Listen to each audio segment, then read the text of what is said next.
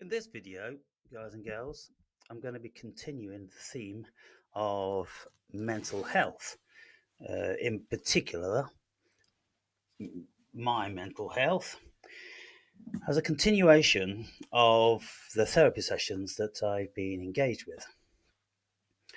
And for those of you that have watched some or all of those videos, then you will know a little bit where I'm coming from. And some of you still haven't got a clue. And lots of you can't see the wood from the trees. And you've got no idea that what I am actually saying, I am affected by. You don't agree with, or you don't believe, you've got no awareness or education to whatsoever because you've never experienced it yourself. And so I've had comments from numpties saying things like, just because you think you're enlightened, you don't have to work like the rest of us. And you're just pouncing off the national health and from the government for your money and all this sort of thing. Well, I mean, they can think and say what they want. It doesn't affect me in any shape or form, and it's not going to prevent me in any shape or form. What I'm going to do, what I'm in the midst of doing, is bringing about a recognition and an acknowledgement from the British Health Institution, which is commonly known as the National Health Service. I'm also bringing awareness to the British government, in particular the Department of Work and Pensions, who seemingly know absolutely nothing about mental health or health in general at all. It's not their job. Their job is to drive people into forced labour, commonly known as slavery.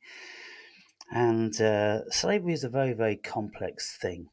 And if you look into why it is that we in any given nation are obliged, coerced, forced into labour for at least 40 years of our lives, well, it gets very, very complex. And the more you dig, you enter into a very peculiar realm because, on the one hand, we are all subject to what is called indentured slavery. And this is brought about by the system that we're born in. And that's very complex, and that's a whole new story unto itself. And it's rigged from the very, very beginning.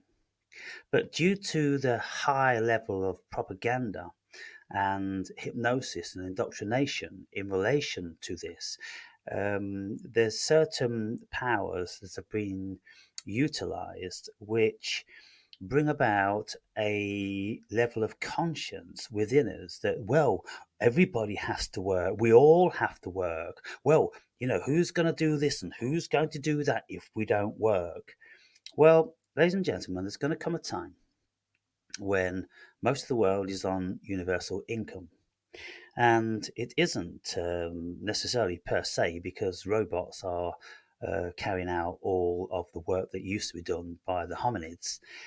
It's just going to be that there's too many people and there just isn't that amount of jobs to keep them all busy. So they will receive universal income.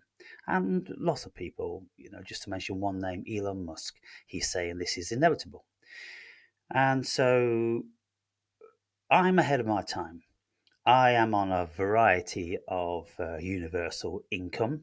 It's universal in a particular realm, a realm of people who have certain health issues, because that's the only escape, that's the only portal for emancipation other than death and agedness, that one can escape the forced labour program of the world. So I'm not going to be speaking about that now. It's a whole different ballgame unto itself. Now, the bit I'm going to be speaking about is the theme I've been driving at for the whole of my therapy sessions. And indeed, it was the premise that I wrote my book upon. And in that book, it states very, very clearly how my spiritual awakening, enlightenment came about, and what has been the result, the pros and cons of having that experience. So, those of you who have read the book, and those of you who have watched the therapy videos, at least some of them, you'll have an idea. There are, of course, fools that view my videos, um, resentful fools, muggles and muppets and automatons and those sort of things, which can't see the wood from the trees. They're not intelligent enough to be able to work things out and to know that what I'm speaking about is a thing. Now, true to form with me, some of you may be aware that I have this level of intuition that knows how things are, knows how things should be, and knows how things will be in advance of the actuality of the occurrence. When I wanted to get into the United States of America, the land of the imprisoned, I mean the land of the free, the American government and the CDC and the Immigration Service and all the rest of it, they all told me and anyone else under no uncertain terms that we will not enter the United States of America during this COVID period without being fully vaccinated and having all the certificates to prove it. I knew I could enter that country without any of that. And you know what happened? I entered it. And you know what was said? Not a single word. I presented my doctor's pass and my passport to the automated immigration robot, and it just opened the barrier and allowed me through.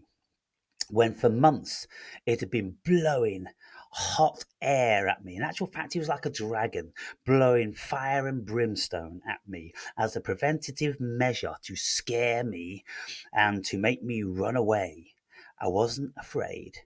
I was like St. George fighting and defeating the dragon. And I defeated the awesome United States of America dragon. I defeated that. I humiliated it. And I sent it packing with its tail between its legs.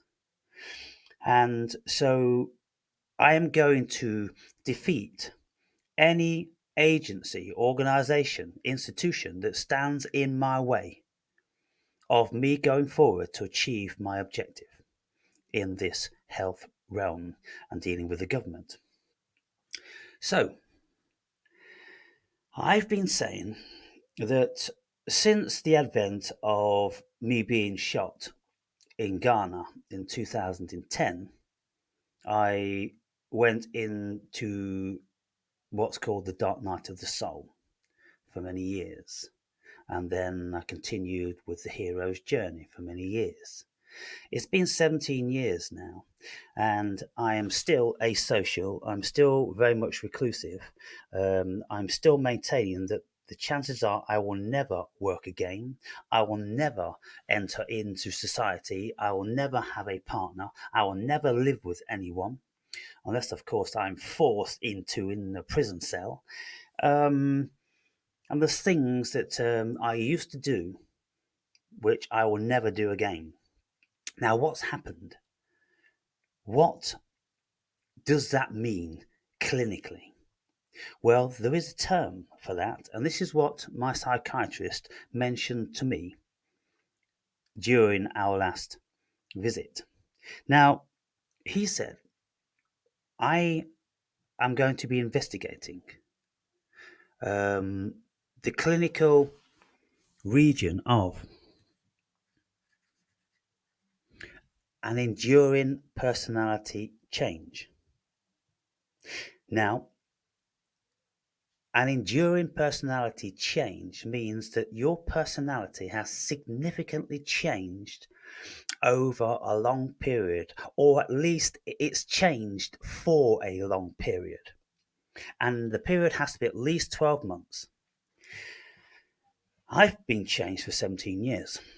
And so I vastly, overwhelmingly inundate the criteria, what is written. Now, I've been investigating what this means to have an enduring personality change. And like all this stuff in psychiatry, there's so many grey regions to it. There's nothing categoric about any of these things because the human beings are all different. It is said that what actually happens is with all of these conditions, nobody is just entirely ADHD, nobody's entirely autistic, nobody's entirely OCD, nobody's entirely narcissistic. There are facets of multiple uh, personality traits. But the thing is, if you get a conglomerate, if you get a grouping of similar negative facets to the human being, then a condition will be registered against them. And so this is prevalent when things become an issue for people or other people who have to deal with certain people. Now, for instance, narcissists, there's basically three varieties of narcissists, and uh, they're not wholesome people to be around. Very sly, conniving, deceptive, manipulative, a whole bunch of things. And given their desires, they would have everybody in mental institutions. Um, as long as they get their own way. That's all that matters to them getting their own way. And so they will deploy all different sorts of heinous tactics. Now, I had a long term relationship with one such person. And when you engage with these sort of people, you have to know there really, really is evil in the human being. And the evil manifest under no uncertain terms, albeit it's very, very sneaky and conniving. But evil will manifest within the narcissist. And of course, the narcissists, like Sam Vatkin, are usually very clever. And so they deploy all different sorts of tactics to deflect being recognized by anyone. And if someone does start to recognize them as narcissists, then they'll deploy a whole bunch of tactics to deflect that and turn it back round on you, that you're the one that's crazy, you're the one that's a narcissist, and oh my goodness. So that in itself is a whole different story. And one day I'll write a book about that. Um, but in relation to an enduring personality change, the catalyst is trauma. And um, the people most suspect or subject to this disorder are adults. And the um, the trauma can make manifest over long, long periods, and it will play such a powerful role in one's life that ultimately we become very different people. Now, what's happened to me is that I become a very different person, and albeit I am intelligent, fit, and healthy, and able bodied, and you would think, well, you can do a million things. You're so privileged with your insight and your knowledge and your experience and this, that, and the other. It's very complicated, people, because in today's societies, um, organizations, institutions, they expect you to have a track record because everybody's about protecting everybody, this, that, and the other. And if you want an interview, I suppose, other than something like driving a van or sweeping the roads, then you're going to have to put a curriculum vitae into the system. And the computer will read your curriculum vitae and it will look for the things, the specifics that are. The key points, what a business is looking for. And the computer will reject all the curriculum vitae which don't meet these goals. And if your curriculum vitae gets through, then it'll be vetted again against others which have gone through, and ultimately you may have an interview with a human being. Well, I don't have a curriculum vitae because I don't have a track record of ever working for anyone.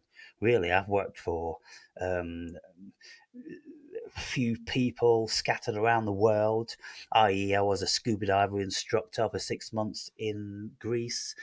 I worked for a millionaire uh, charter yacht company in Canada. I worked for a guy refurbishing an Aboriginal settlement in Australia in the outback. I worked in the gold mines in Western Australia. Um, but in my home country, I've always been self employed, and mostly all around the world, I've run my own businesses, property developing, and those sort of things. And so I have no track record on paper. So I could never get the amount of money that I would want, and wouldn't accept anything less. I will never drive a van. I will never pick and pack. I will never do anything. If I'm going out to work, I'm going to be on take home pay a minimum of £50,000 before I even get out of bed. And, you could say that's absurd and this, that, and the other. Well, you've all got your opinions, but I've got my opinion. And that's the value I put on myself and my time and my life and my freedom. And in view of the fact that I don't want any of the trinkets that the world is offering, why do I want to go out and waste my life in a position doing something else for money that I don't want or need? If I can take an option like I've taken now, and I don't have to do anything anytime, and I live pretty well like a king within a certain realm, you know? So that's the preamble to this. And because of the trauma I suffered when I was a child, and because of the trauma I suffered when I was an adult, these sufferings combined, and they have produced a certain somebody which stands before you now. And albeit lots of people would consider that I am perfectly able bodied and articulate and, appear to be social, I'm not a social person. I most certainly won't go out into the workforce and work with lesser mortals, even for a day. I can't imagine it, because one of the things, it's a symptom which I'm going to explain to my psychiatrist. Um, you see, with post-traumatic stress, most people, they start to have a low self-esteem, and a lower estimate of their own value. And they think that their confidence is gone, and nobody would like them, and nobody would employ them, and all this sort of thing. Well, me, it's gone the other way. But it's gone the other way because I have had a spiritual enlightening. You see, I'm not just suffering from post traumatic stress. I have had a spiritual enlightenment which has expanded my conscious and put me way, way, way, way, way out in the outer stratosphere of the Earth's consciousness. And I'm looking down at all the tiers of consciousness to the very, very lowest. And there's not too many people that have that state of consciousness. And there are a couple of narcissistic traits there. One whereby you think you're better than most everybody else. Well, yes, enlightened people are most certainly wiser. more intelligent, and they have powers that most humans would only dream of. And so there's that. And then when we go down the proverbial rabbit hole, we learn an enormous amount of information. Well, by the time you've got this enormous amount of information, and in my case, 17 years worth, constantly every single day, you know a thing or two.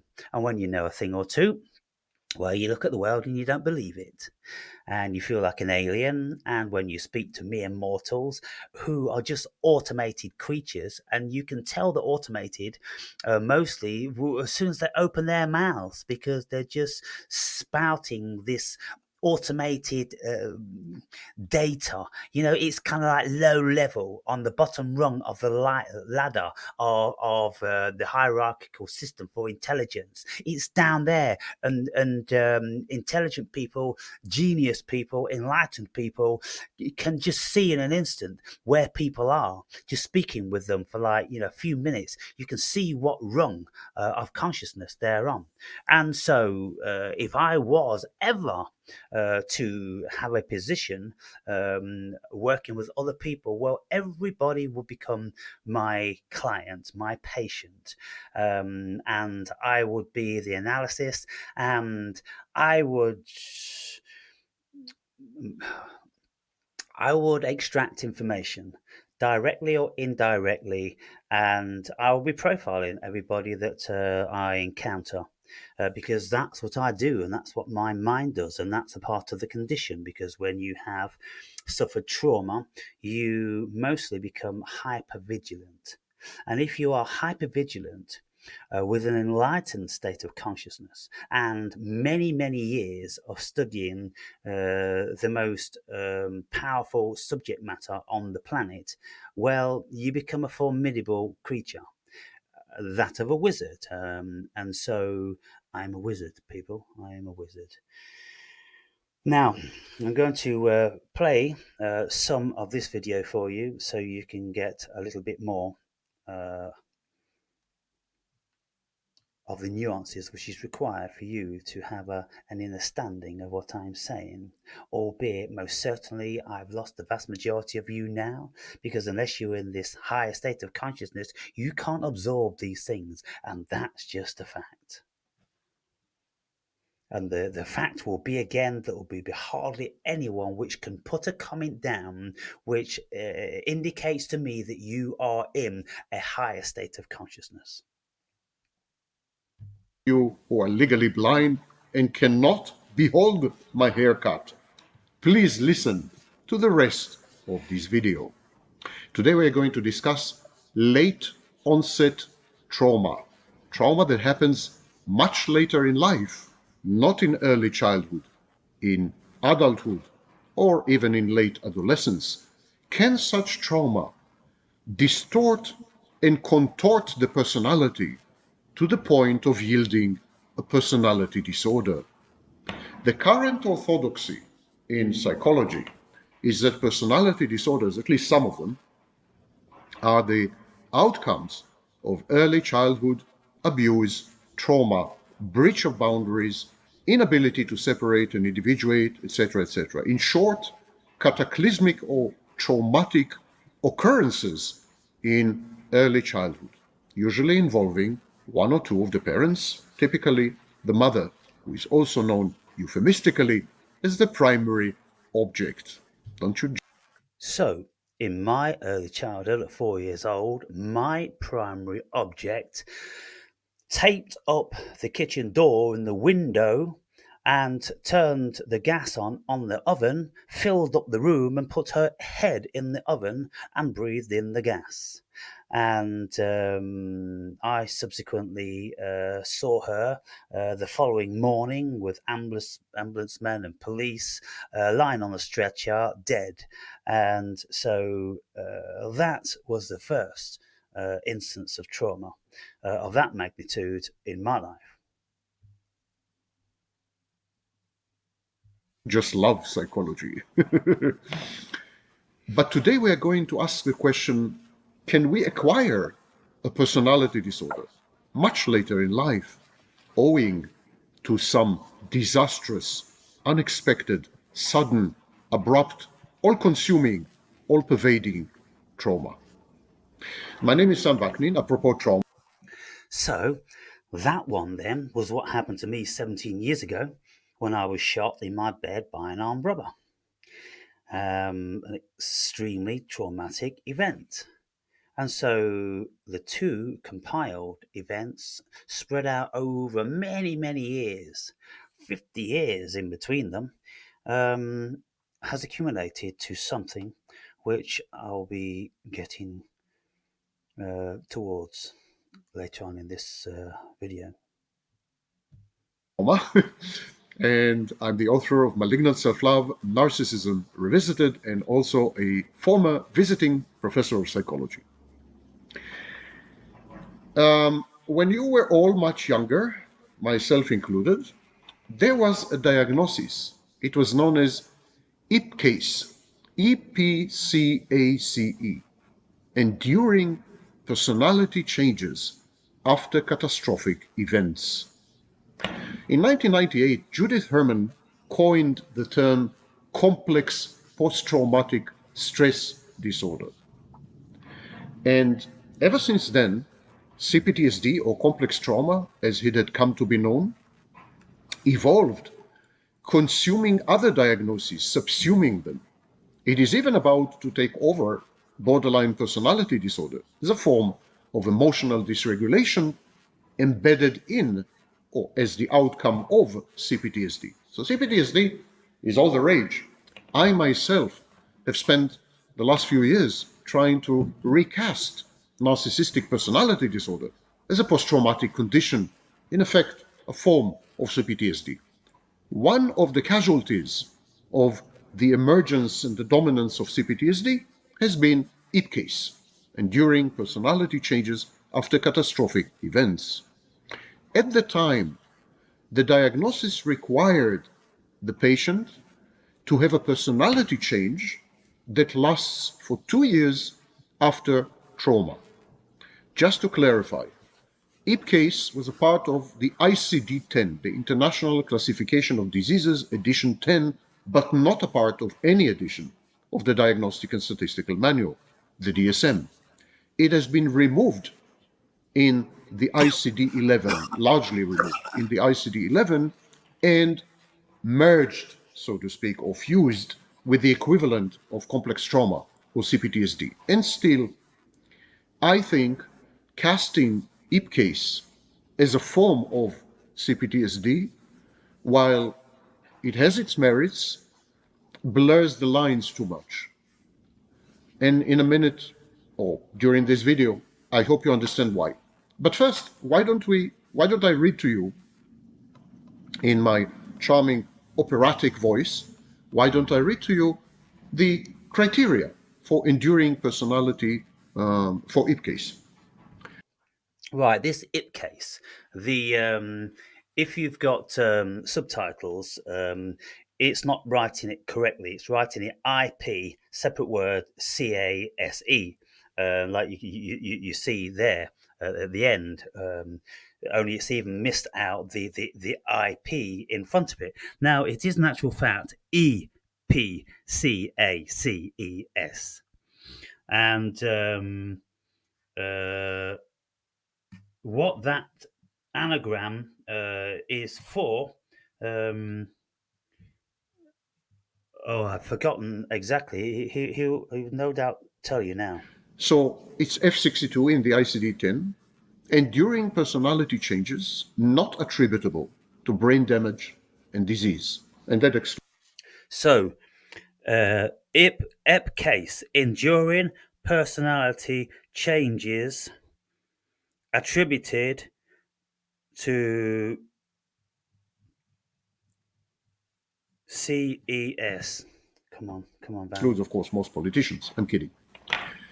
Disorders of adult personality and behavior that have developed in persons with no previous personality disorder, following exposure to catastrophic or excessive prolonged stress, or following a severe psychiatric illness.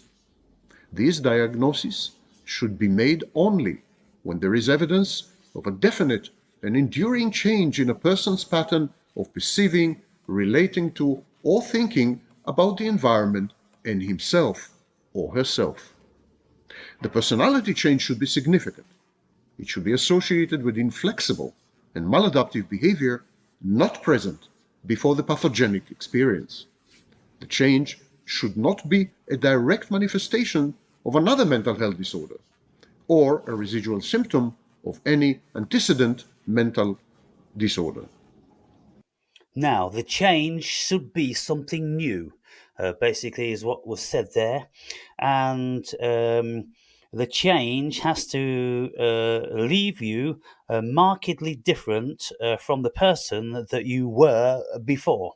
Now, the person I was before was a globe trotting person, traveling 45 countries around the world, living and working in many, being an entrepreneur, businessman. Um, Having hundreds of sexual relationships and being very social and doing all the bars, the drinks, and the coke and all the rest of it. But then when I had my egoic implosion and my spiritual awakening, I completely changed. I haven't worked since. I haven't driven for about 7 years. Invariably, I never leave my own city. I haven't been out in the evening time for years and years, save to go out for a meal with my daughter. I haven't had a sexual partner for all that duration of 17 years, albeit I did try on 4 separate occasions, but I just never had the mojo for it. It just didn't mean anything to me anymore. And uh, I just didn't want the relationship. I can't deal with relationships. I can go out and I can speak philosophy with someone for a few hours, once a fortnight. That's enough. I can't see people on a day-to-day basis. I can't engage with them with the mundane. Or I can't do it. There's many things I can't do. And so the person I am now is a person that doesn't feel, unless something massively changes, that I will ever be social again. I will ever work again. I will ever have a partner again. I will ever live with anyone again. There's a whole bunch of things that I simply just will not do again. And so that's the extent of my personality change. And so this is F62. Not to mention that I no longer believe in the physical world. I don't believe in love. I don't believe in empathy. I don't believe in compassion. I just don't have any belief. I just don't have any root in the human being. For me, it's just a ghost. The human being's just a ghost. It's just a conglomerate of ideas. There's nothing physical and real at all about the world and the human being in particular. I can find the beauty and the joy, and the stimulation and the glory of the natural world. Human beings, I just can't see it. I just can't see it. I can't feel it. It's like they're all zombies, zombie robots, just spewing out shit that they don't understand. It's very bizarre, and this is why I proclaim that I am not from here. I am an alien. I feel like an alien, and that's also one of the criteria to this enduring personality change. And lots of you who have had trauma, you know the deal as far as that's concerned. All your family members you don't see anymore. All your old friends you don't see anymore. You don't see anybody anymore. And if you did see them, they wouldn't recognize you. They wouldn't know who you are. They'd be, oh, remember this and remember that. And they'd be thinking that you're that person. You're not that person anymore. And if you do remember those things, it's kind of like, well, that wasn't you. That just simply wasn't you. That was this kid 30 years ago. And in a so-called reality. You know, every cell in our body changes within 7 years, and so we are never the same human being 7 years on. And with memories, when we think that, oh, I remember me as a 19-year-old, 20-year-old, I don't remember me. Me, no. If there's a me at all, that's that thing that is here and now. It wasn't the same me that was here 20, 30, 40, 50 years ago. I don't know who those people were. And it continues to provide examples and to kind of expound on the behavioral changes. So, enduring personality change after catastrophic experience, enduring personality Right, that's it. Enduring personality change after catastrophic experience. Right, I'm just going to write that down because I keep forgetting it. Enduring personality change after catastrophic experience. Right, okay. Tell me what the symptoms are, Sam. change, present for at least 2 years following exposure to catastrophic stress. The stress must be so extreme that it is not necessary to consider personal vulnerability in order to explain its profound effect on the personality. The disorder is characterized by a hostile or distrustful attitude towards the world, social withdrawal, feelings of emptiness or hopelessness, a chronic feeling of being on edge, as if constantly threatened, and estrangement. Post traumatic stress disorder may precede this type of personality change, but should not be conflated with it. So, the ICD gives a few examples. For example, concentration camp experiences and disasters, natural disasters, prolonged captivity with an imminent possibility of being killed, exposure to life threatening situations such as being a victim of terrorism, torture. So, these are really extreme catastrophes. Okay, well, let's have a look at what happened to me then. In the early hours of one particular morning, an armed robber entered my house, opened the creaky bedroom door, woke me up. I looked what the fuck was going on, jumped out of bed to grab my baton because I realised an intruder was in my house. A shotgun shot rang out, and immense pain was in my right hand and my right arm. The light was then switched on, and a gun was pointing at me with a large figure with a scarf all round his head to hide his identity, with just a pair of black eyes. And it was a 6'2" black man with a handheld shotgun. And after the light was on, he quickly reloaded another cartridge into the gun and told me to give him the fucking dollar. Give me the fucking dollar or I shoot you again. And I stand there on polished tiles in the bedroom, slipping in my warm blood. And I don't have any money. Then, for the next 20 minutes, at gunpoint, I was forced to ransack my home with my left hand whilst my right one profusely bleeding, um, uh, emptying drawers and cupboards and things like that, looking for money and valuables and this, that, and the other. None of which I had in the house. But fortunately, when he took me into the living room, because I told him where I used to hide my wallet, but there's nothing in there, it's just a wallet. It was under the Hessian of a single three-piece suite chair in the living room. And I told him it's under that. He said, get it. So I turned it up, and I tried to reach down and I couldn't reach it down. I told him I couldn't reach down. I could, but I told him I couldn't, so he would come and look at it and get it. And when he bent down to get it, I saw where he came in, and he came in a 2 foot window by 3 foot, and it was open. It was a sliding window, and I just ran and dived through that, risking taking a shot in the back as I jumped out the window. That's how I escaped.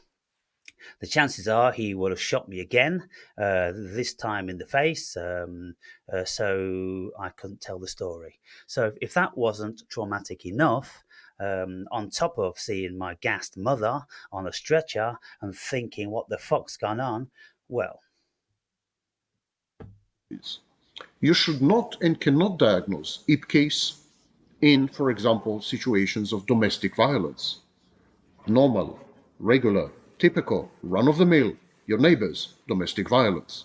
You could, however, diagnose IP case if the domestic violence involved captivity, now known as coercive control, and resulted in an imminent, omnipresent threat to life. It was a life-threatening type of intimate relationship.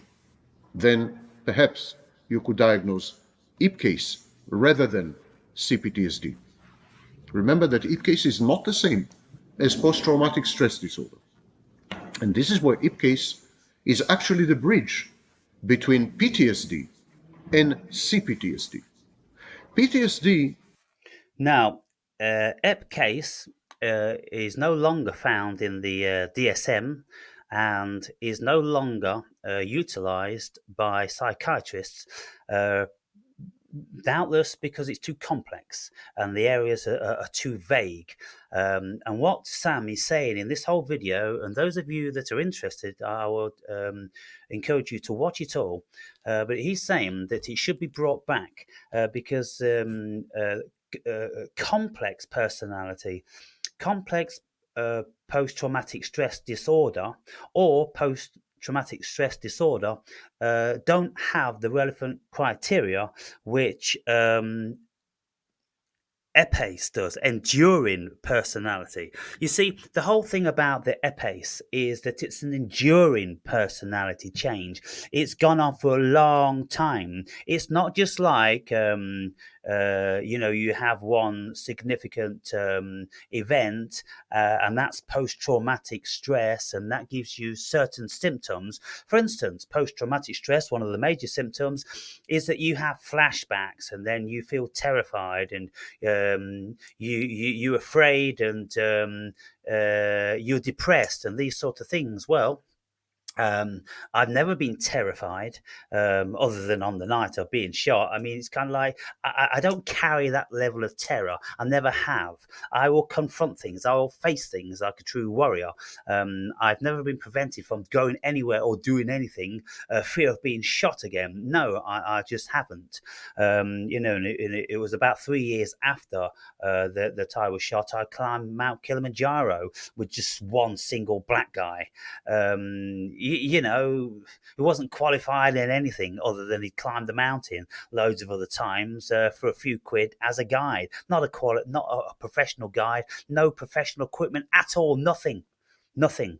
That's who I went with. Whereas other white people, they travel with a whole entourage, and they've got portable toilets and blow-up beds, and they've got oxygen and first aid kits, and they've got a medic that goes with them because people die on these mountains on a constant basis, every single year.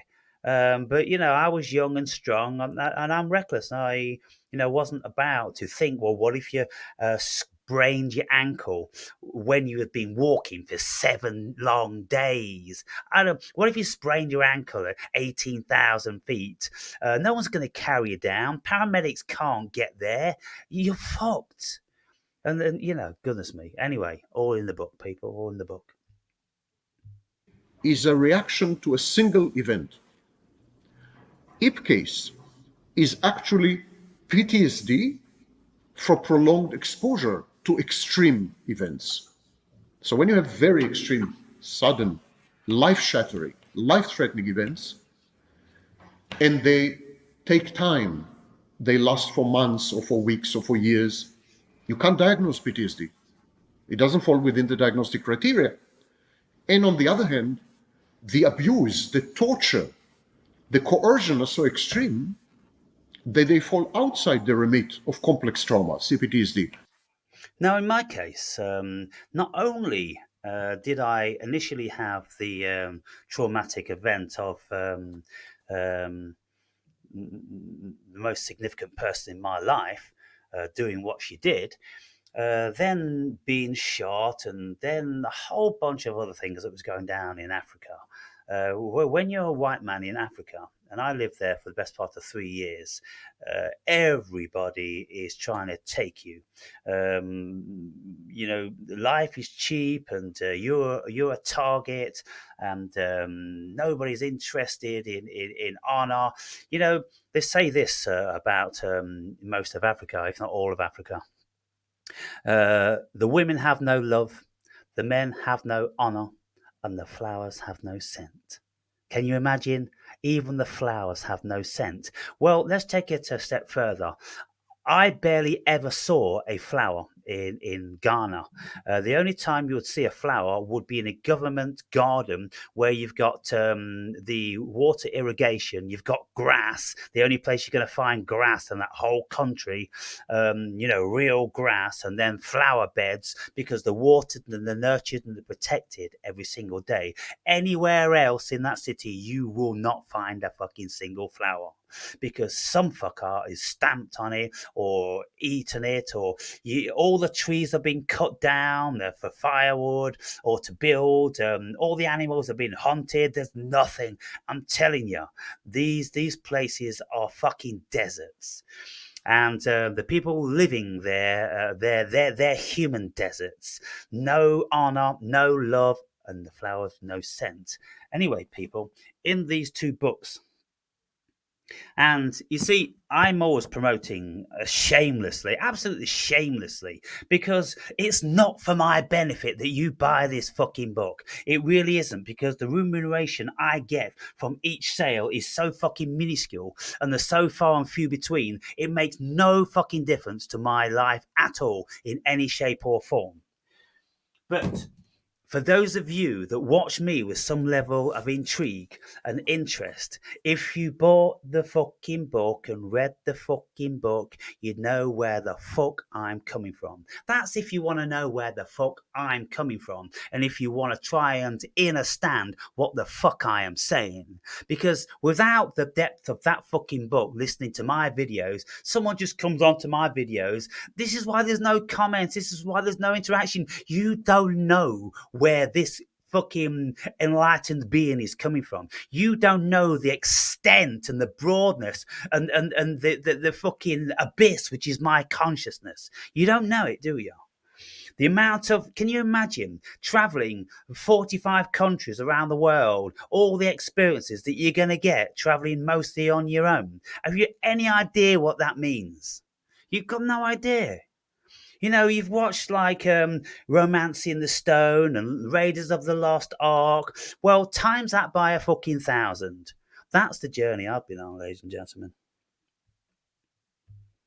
And that's where Ipcase is the bridge.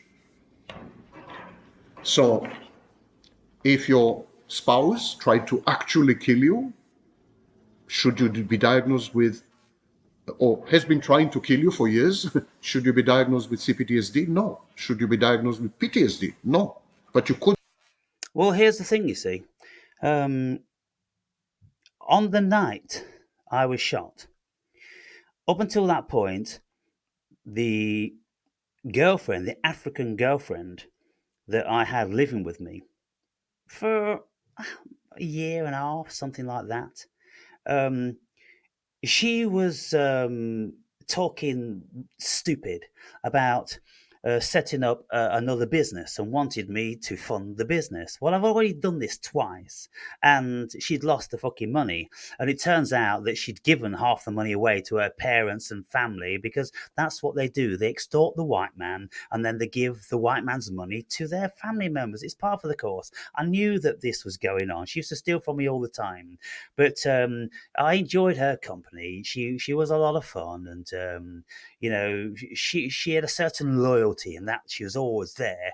And then when I found her stealing my money, she owned up. She says, "Yeah." She says, "Oh, honey, you don't understand.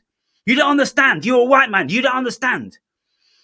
When a white man has a black woman as a girlfriend, she has to give her family money.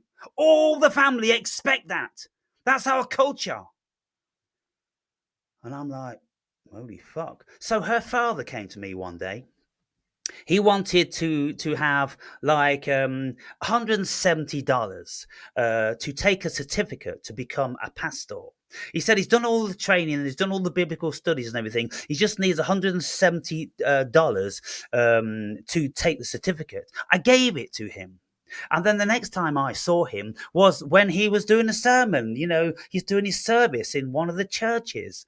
And the churches are not like our churches, of course. They're just fucking breeze block with a fucking tin roof on. That's their church.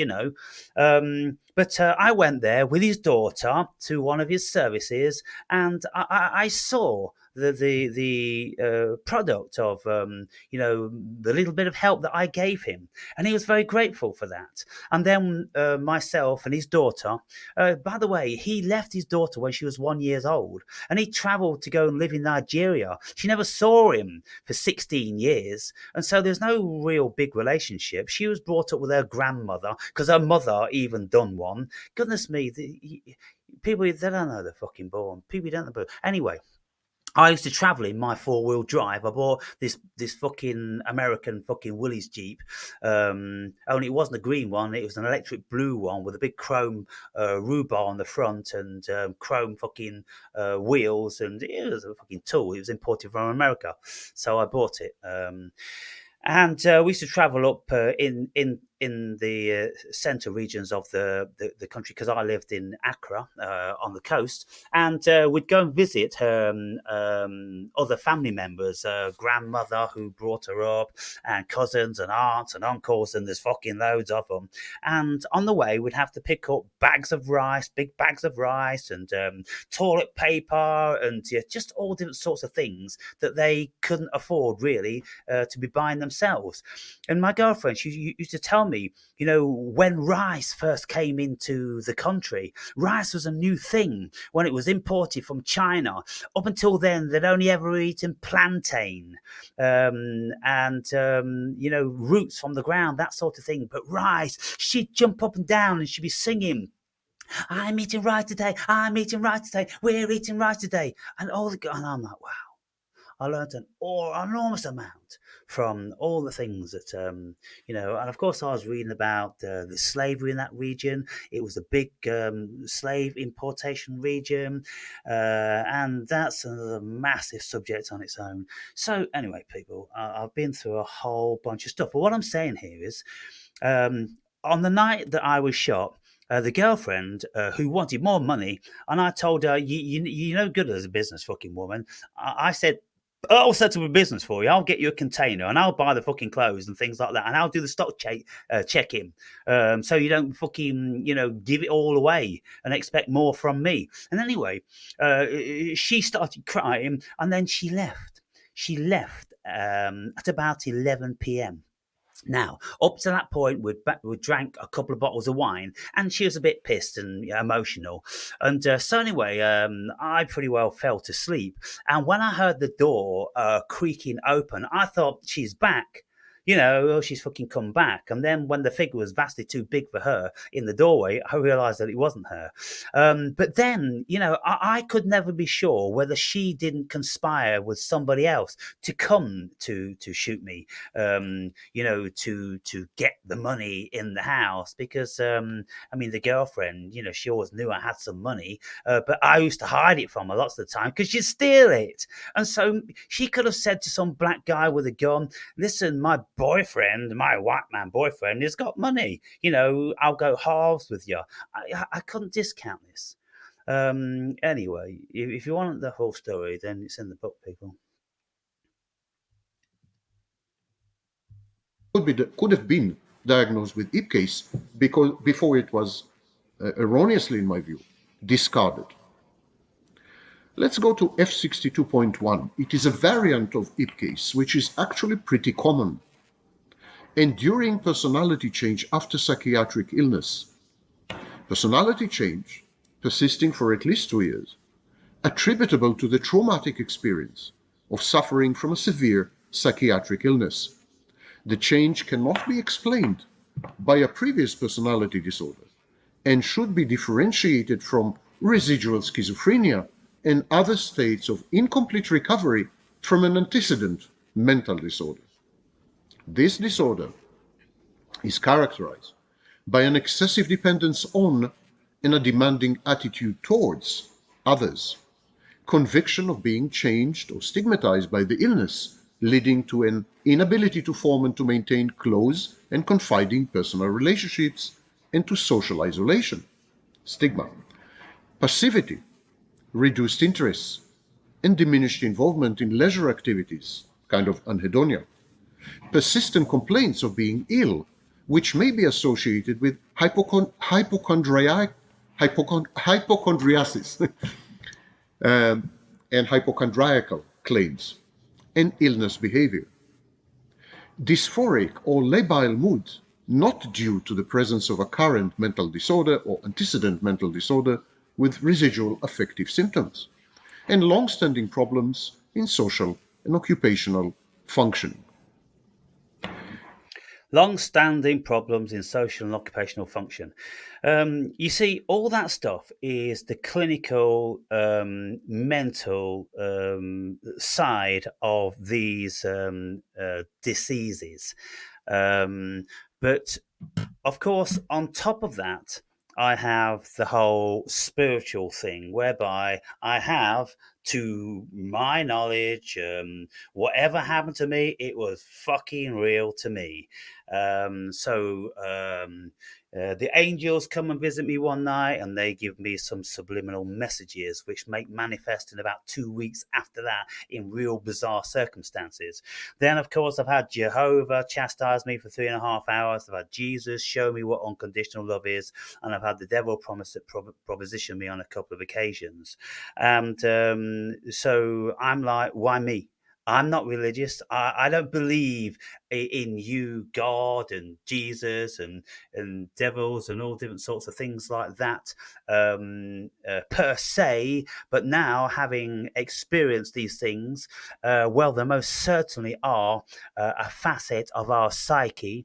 Whether there's any reality to them out there somewhere, who knows? But they're most certainly, all these things are very, very profound and real facet of our psyches. And whether these entities can enter into your psyche, or it's very, very difficult to say. But there is a lot to be said about these archetypes, and I've seen a lot of them. And I've experienced a lot of them. So, how do I convey that to my psychiatrist? Because basically, all he's trained in is like schizophrenia and hearing voices in the head and hallucinations. No, there weren't hallucinations. They were real, full technicolor conscious experiences. They're visceral, they're everything. And the vast majority of them, I wasn't under the influence of any entheogens. Um, he wants to know about these things, and so he's going to have to write them down and compile them. Um, but he's African, so he's going to have a deep-rooted knowledge of how Africa treats the white man. He's going to know that without a shadow of a doubt, and so he's going to have some sort of insight and knowledge of that facet of things. And I suppose, him being African, doubtless he is a Christian because I've never met one that isn't. And so he's going to have some belief in Christ and God and the devil. And so when I speak to him about these things, then, just about everybody. In actual fact, I'd never met an African who wasn't Christian. It's just in their psyche. They just are all Christian. At least there's that going for it. Whereas the therapist woman I was with, doubtless she'd just be an atheist, a product of modern times in a secular, disinterested and uneducated nation, coming out of university thinking that they know about the world when they know absolutely nothing about it because they've dismissed 99% of it as being fantasy, delusion, illusion, bullshit. So anyway, I think that this psychiatrist, well, most certainly he did more than the first one, because the first one misdiagnosed me. He said that I was suffering from PTSD, and oh, well, I told him that I have certain obsessive compulsions, and so wrote that down. And then I told him that I was hypervigilant. So I mean, that's a part of these things: post-traumatic stress and enduring personality change. You become, when you've been seriously threatened in your life, people, you become hyper vigilant because you are on red alert looking for shit coming down on you. So ever since I was 4 years old, when my mother exited this dimension, well, I went into children's homes, and I was always sleeping in a strange bed. I was in a strange house, a strange children's home with strange carers and strange kids and mixed up kids and troubled kids and all this sort of thing. And so you're hyper vigil, and there's always someone that's going to be trying to take advantage of you and all this sort of stuff. And so I went through my whole life being a hyper vigilant. And that's why I am like that today. And I've had the double whammy of being shot in my bed. Well, of course, goodness me, why didn't I see that one coming? You know, I never bothered to put bars on my windows or glass on the top of my wall, and I lived on the edge of the ghetto. But Ghanaians, yeah, they're renowned for being pretty friendly. But as it turns out, I think it was a Nigerian who shot me, and Nigerians are very violent. And so I got the one Nigerian, or one of the few Nigerians living in that region. Go figure. But I wasn't about to take all these security measures. I just thought, well, I'm protected. And I was protected. I had the experience of being shot and traumatized like that for a very good reason, because it sent me on this spiritual enlightening journey. And I don't regret a single second of that journey. So, anyway, people, maybe now you'll start to see a little bit more into what I am doing, and what this psychiatrist is going to conclude is that I do have enduring personality change after catastrophic experience, and it is a legitimate dis-ease. It is recognized in the diagnostic manual, DSM, Diagnostic Symptoms and Manual, Diagnostic and Symptoms Manual, the DSM. That's the go-to for psychiatrists when they want to look up current illnesses.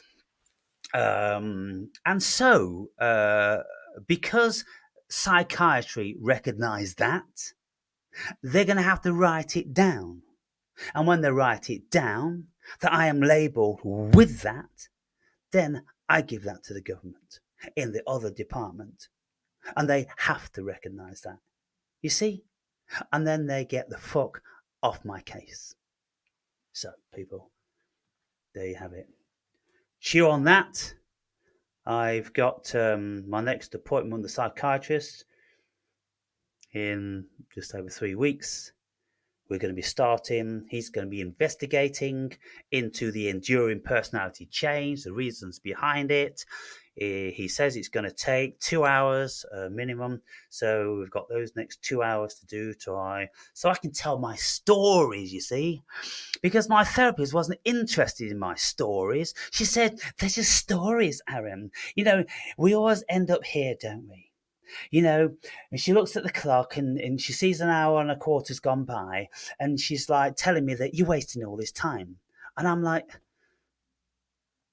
I thought in my naivety that a psychoanalyst therapist job was to listen to their clients' stories, because it's facets of their life which have made them the people they are today. But no, she wasn't interested in that, because she was all self-serving, and the only thing that she wanted to do was to do her silly fucking pen fucking business, because that's the only thing she knew.